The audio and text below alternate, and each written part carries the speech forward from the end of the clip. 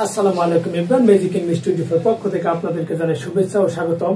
আজকে আমরা আলোচনা করব যে অ্যাফার্মেটিভ টু নেগেটিভ এর ক্ষেত্রে যদি বাক্যে অ্যাফার্মেটিভ টু এবং টু থাকে, এই টু থাকা সত্ত্বে আমরা বসাবো টু এর পরিবর্তে সো এবং টু এর পরিবর্তে দ্যাট প্লাস তারপরে সাবজেক্ট প্লাস ক্যান নট বা could not plus VM plus বাকি অংশ। অর্থাৎ যদি বাক্যটা প্রেজেন্ট ইনডেফিনিট টেন্স হয় তাহলে ক্যান নট, আর যদি পাস্ট ইনডেফিনিট টেন্স হয় তাহলে কুড নট বসাবো আমরা।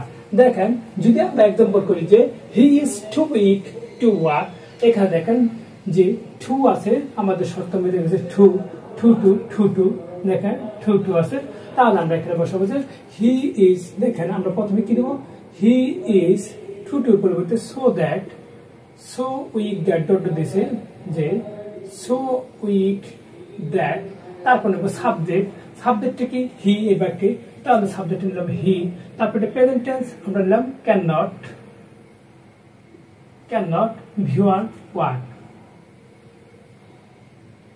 আশা করি বুঝতে পারছেন যে টু থাকলে আমরা নিব কি সো দ্যাট, টু থাকলে সো দ্যাট এবং তারপরে সাবজেক্ট নিব, সাবজেক্ট নেওয়ার পর আমরা ক্যান নট বা কুড নট প্লাস ভিওয়ান নেব। যেহেতু এটা প্রেজেন্ট ইনডেফিনিট টেন্স তার জন্য আমরা নিলাম ক্যান নট, আর যদি পাস্ট ইনডেফিনিট টেন্স হয় তারপরে কুড নট। দেখেন তারপরটা দেখেন যে Rahim was too weak to prosper in life, তাহলে দেখেন যে আমরা যদি করি যে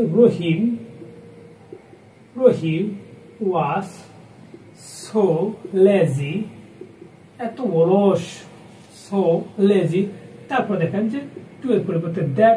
এখানে দেখেন যে পাস্ট ইনডেফিনিট টেন্স, এখানে পাস্ট ইনডেফিনিট টেন্স আছে, এই পাস্ট ইনডেফিনিট টেন্সের জন্য আমরা কুড নট দেব, সাবজেক্টটাকে নেব। সাবজেক্টটা আমরা প্রথমে নিয়ে নেব যে রহিমের হলো হি, কারণ pronoun he, could not prosper in life.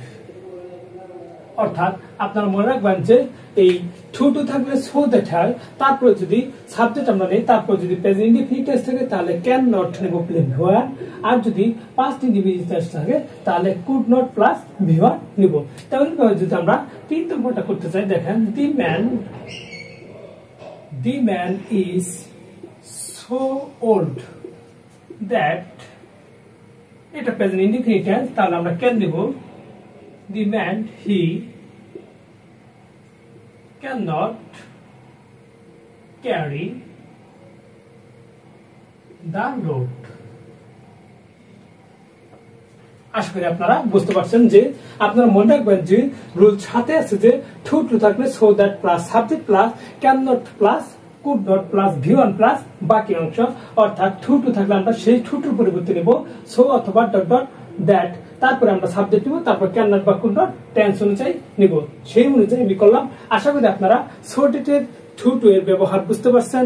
এরপর দেখা হবে অন্য একটি টপিক নিয়ে। সবাই ভালো থাকবেন, সুস্থ থাকবেন, আল্লাহ হাফেজ।